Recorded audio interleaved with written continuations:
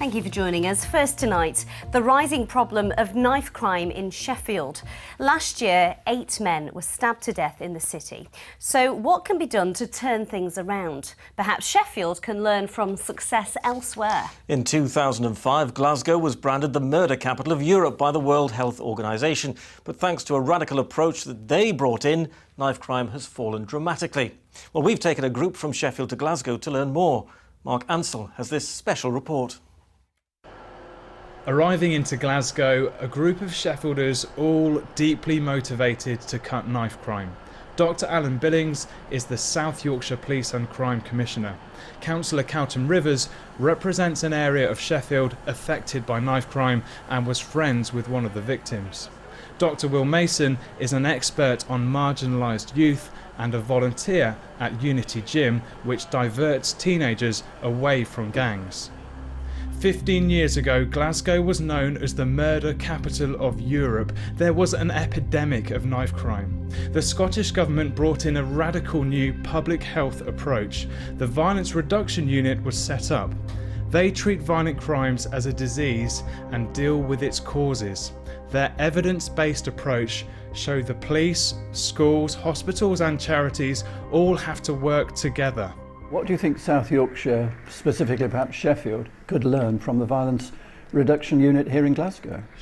The answers are out there in the communities, the answers are out there in our service leaders and our people working there, and it's just as important to listen to them and listen because they are very close to the issue. And that's basically what public health is, listening to people, understand the evidence and driving through early action. It took us 10 years. You know, it wasn't like we changed things overnight.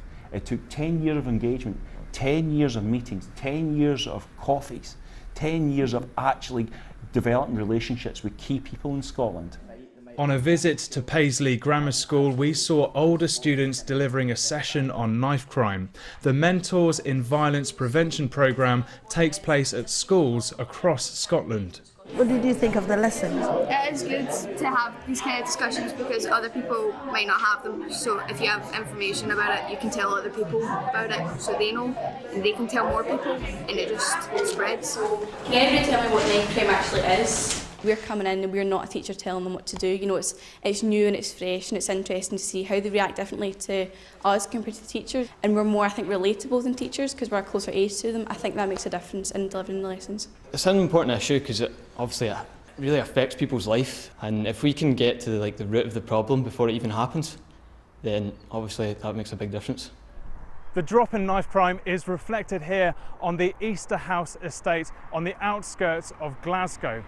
The NHS data for Scotland shows that 10 years ago there was 1,415 people admitted to hospital with stab wounds. Contrast that with last year, where there were just 553 people going to A&E with those types of wounds. That's a dramatic drop of 60%. Another project supported by the Violence Reduction Unit is this cafe, which helps gang members coming out of prison get on the straight and narrow by giving them a job and pairing them with mentors. The biggest thing that people get is hope. What we are doing is providing hope for people. We're providing them a chance to work. So unless people have got hope, what's the point? Alan Cowtoom and Will sat down with Reform gang member Callum to hear his shocking story. The Street and Arrow Cafe has been transformational for him. Where did your life begin to change and why did that happen?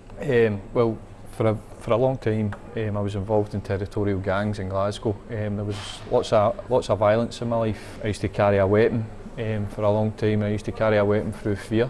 A knife? A knife, yeah, and I would carry that knife purely because I was scared of getting stabbed. And 3 years ago I was coming home, I get outside my front door and I end up getting stabbed 9 times outside my front door. If I did die, I would have been alright with it because I never knew that I was heading to meet 2 people that were going to help me change my life. I never knew that. So when I was in that ambulance I was like, if this is it, this is it. It's a horrible place to be at 26, man. With 2 beautiful kids, a partner, outside looking in, everything to live for, but inside broken. The most rewarding thing is my kids no longer have to come and visit me in prison. My kids don't need to attend my funeral. they've got their dad back. So what can Sheffield learn from how Glasgow dramatically cut knife crime? Building relationships and bringing people together on the same table who do feel that they can actually work together. And I think public health approach is that rather than just a name. Do you want to see the Glasgow model implemented? Yes, I do, because I believe this is an example of preventative work, and I think that the future of policing is going to be more and more about prevention, not about mopping up after there's been crime and violence. I think we need to work closely with schools and with people who are involved in the organisations of schools to support young people to stay in school. And I also think we need to think carefully about how to support young people into different modes of employment and positive activities. Perhaps the answer to Sheffield's knife crime problem lies north of the border. Mark Ansell, BBC Look North, Glasgow. Well, as Mark was returning from Glasgow last night, it was announced that South Yorkshire's Police and Crime Commissioner is getting up to £1.6 million from the government to set up the county's own violence reduction unit. Dr Alan Billings joins us now. £1.6 million, is that enough, and how can you best use that money?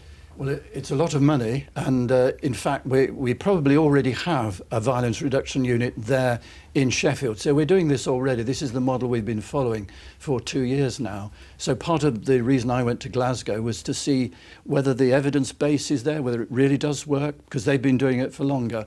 So I'm glad to say, yes, the evidence base is there. It does make a difference, and that's what we're doing in South Yorkshire. And what will you be taking from that experience in Glasgow and implementing in Sheffield?